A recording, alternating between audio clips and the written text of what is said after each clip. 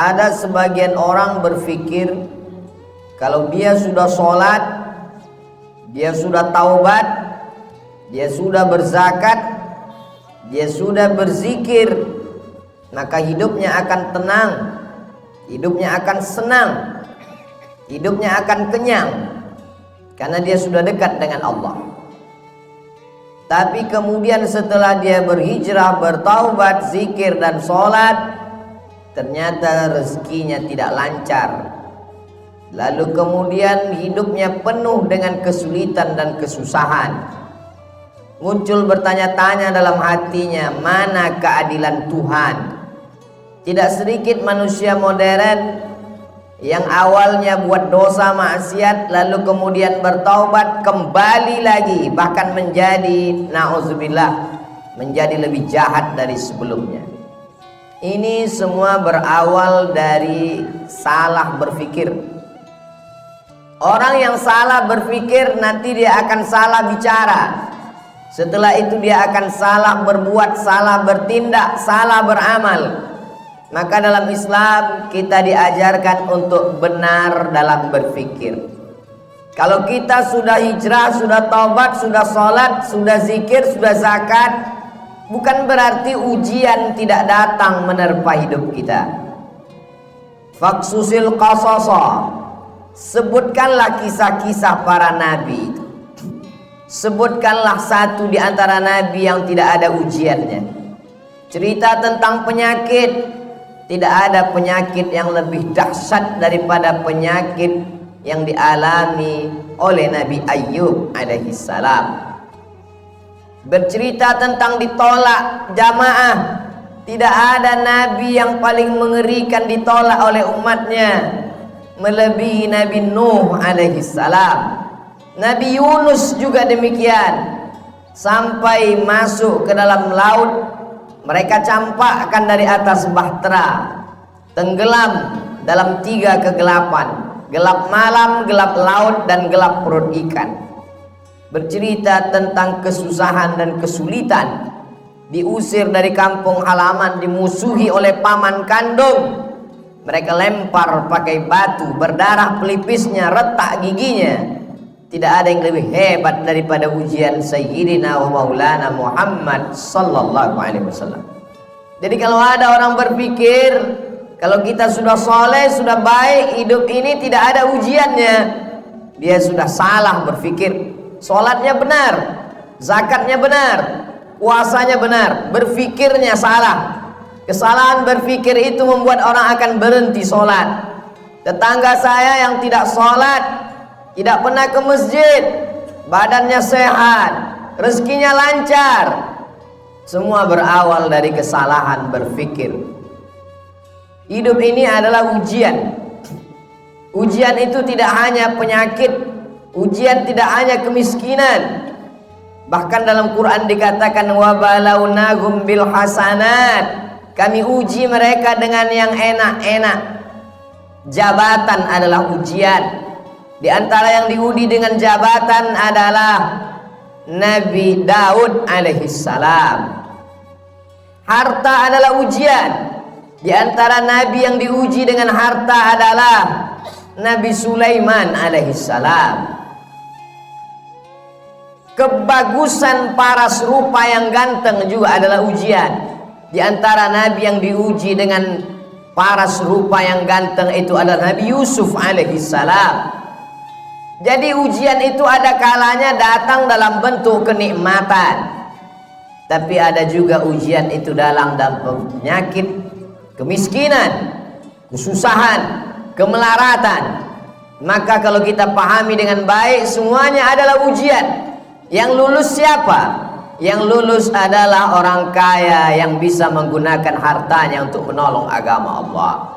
Yang lurus adalah orang yang punya kuasa, tapi sehari dipakai untuk berpuasa, sehari dipakai untuk makan. Itulah dia Nabi Daud. Ahabbus shaum ilallah shaumi Daud. Puasa yang paling disukai Allah, puasa Nabi Daud. Mengapa demikian? Walaupun dia berpuasa, tapi harinya dia bagi. Yasumu yauman, sehari dia berpuasa. Wa yuftiru yauman, Sehari dia makan, sehari dia pakai untuk mengingat Allah, sehari dia pakai untuk mengatur rakyatnya, dan mengatur rakyat itu juga dapat pahala dari Allah Subhanahu wa ta'ala. Jadi kalau kita berpahaman, berpikiran benar, insya Allah apapun yang datang kepada kita, kita anggap sebagai ujian. Datang senang, ujian. Datang susah, ujian. Datang harta, ujian. Datang miskin juga ujian. Orang yang berharta lulus ketika harta itu tidak sampai ke dalam hatinya, hanya sampai di tapak tangannya. Dia hanya menerima, setelah itu dia kasih kembali. Terima kasih. Dia bangunkan ke pesantren, dia bangunkan ke masjid, maka dia lulus ujian harta. Orang yang miskin bagaimana lulus ujiannya? Dia bersabar, tapi dia tetap berusaha, berikhtiar. Ahlus sunnah wal jamaah tidak membiarkan diri dalam kemelaratan. Innallaha la yughayyiru ma biqaumin hatta yughayyiru ma bi anfusihim. Allah tidak merubah suatu kaum sampai mereka berusaha untuk merubah diri mereka sendiri. Gunakan potensi yang ada pada diri. Jalin silaturahim. Buka usaha, tetap tidak datang keuntungan, berarti sudah ditakdirkan Allah untuk bersabar. Orang kaya bersyukur, balasannya la in syakartum la azidannakum. Kau bersyukur, ku tambah nikmat. Orang miskin bersabar, balasannya innama yuwaffas sabiruna ajrahum bighairi hisab. Orang yang sabar diberikan balasan bighairi hisab, tanpa ada yang bisa menghitungnya. Hanya Allah saja yang tahu hitungannya. Balasannya a'dadtu li'ibadiyas shalihin. Kusiapkan balasan untuk hamba-hambaku yang soleh. Mala a'yunun ra'at, belum pernah dilihat mata. Wala udhunun sami'at, belum pernah didengar telinga.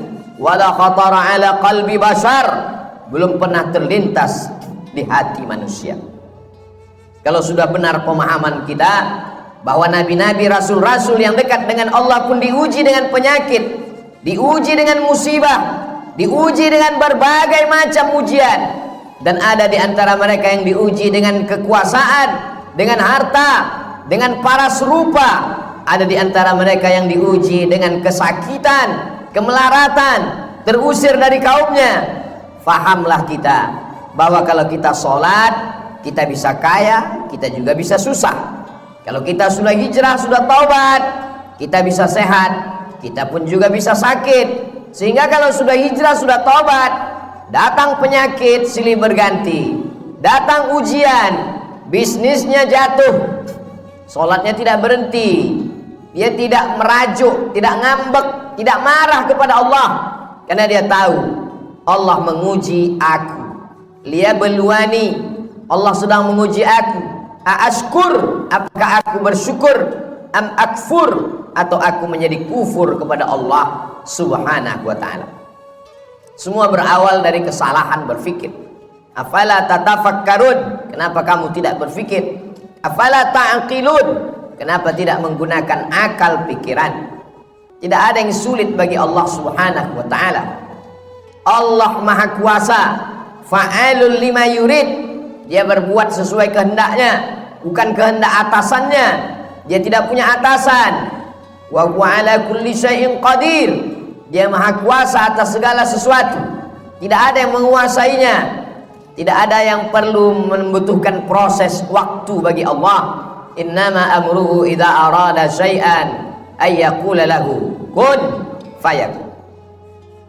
Maka ketika Nabi Ayyub alaihissalam makin parah penyakitnya, dia tidak mengeluh kepada Allah. Dia tidak mengatakan aku ini nabi, kenapa aku bisa sakit? Dia hanya berkata, Rabbi anni massaniyad-durru wa anta arhamur rahimin. Rabbi ya Allah, anni aku massaniyad-durru, aku kena penyakit, wa anta arhamur rahimin. Engkau maha penyayang di antara yang sayang. Kalau kita teliti satu persatu doa Nabi Ayyub itu, tidak ada dia minta sembuh. Rabbi, ya Allah, anni, sesungguhnya aku, massaniyad durru, aku kena penyakit, wa anta arhamur rahimin, engkau maha penyayang di antara yang sayang. Lalu di mana kita yang meneteskan air mata hanya karena sesuatu yang belum ada apa-apanya dibandingkan Nabi Ayyub alaihissalam? Anaknya meninggal, kebunnya kering kerontang, hujan tidak turun, binatang ternaknya mati semua, malang tak dapat ditolak, untung tak dapat diraih, penyakit datang silih berganti. Imannya tidak berubah, dia malu meminta kepada Allah Subhanahu wa ta'ala.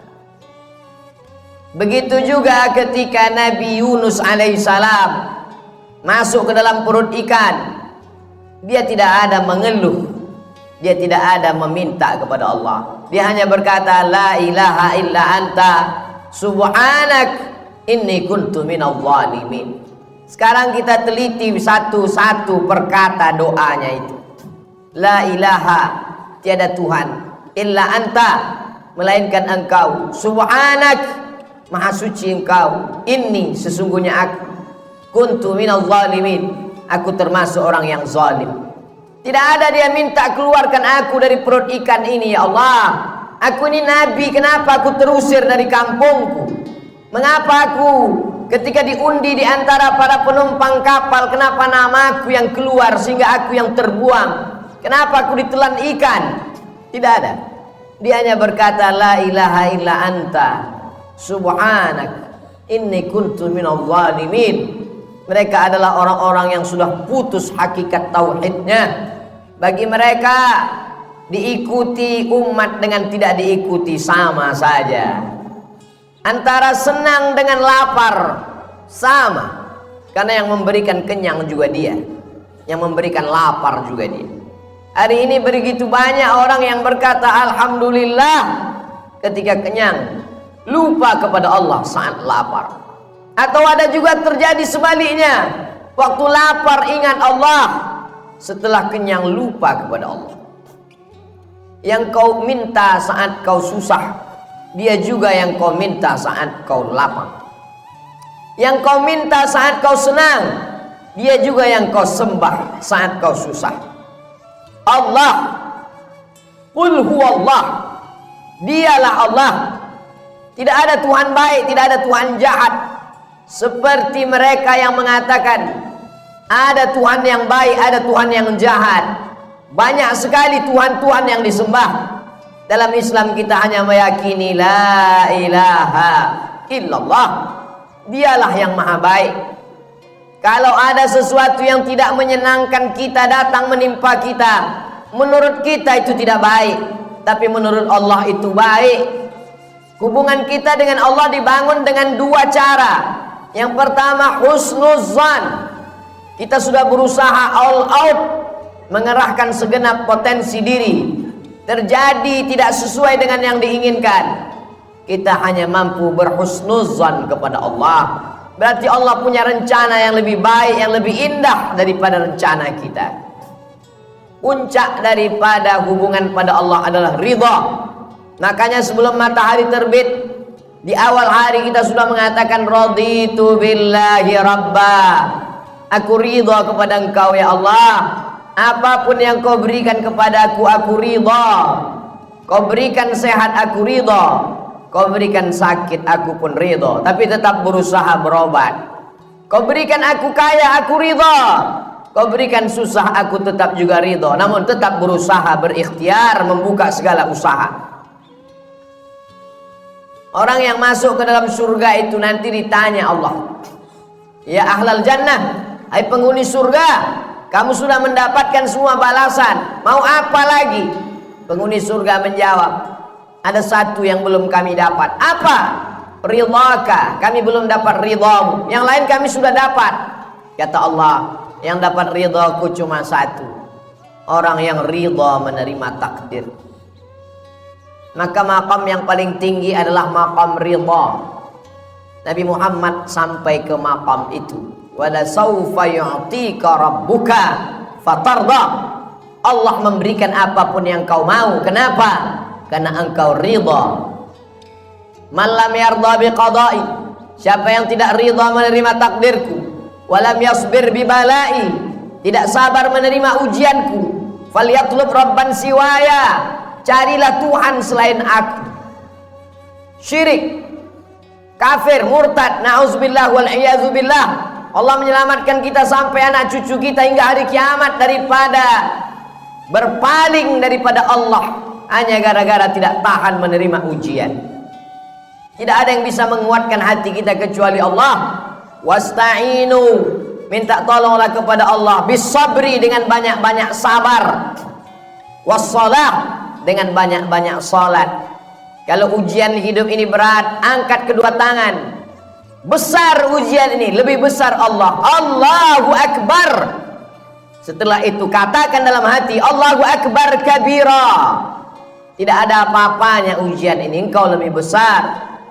Walhamdulillahi katsira, segala puji hanya milik engkau. Wa subhanallahi bukratan wa asila, pagi, petang, siang dan malam yang suci hanya engkau. Aku adalah makhluk yang kotor, banyak silap, banyak salah, banyak dosa. Setelah itu mengakulah kepada Allah, wajjahtu wajhiya, aku hadapkan wajahku kepadamu ya Allah. Wajjahtu wajhiya lilladzi fataras samawati wal arda hanifan musliman wa ma ana minal musyrikin. Serahkan semuanya pada Allah. Inna salati wa nusuki wa mahyaya wa mamati lillahi rabbil alamin. Jangan meminta kepada dukun, jangan minta kepada benda keramat. La syarika lahu wa bidzalika umirtu wa ana minal muslimin. Aku orang yang berserah diri kepadamu. Wala tamutunna illa wa antum muslimun.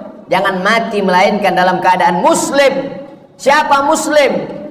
Bersyahadat, sholat, zakat, puasa, haji. Ya, tapi muslim yang sesungguhnya orang yang menyerahkan dirinya kepada Allah Subhanahu wa ta'ala.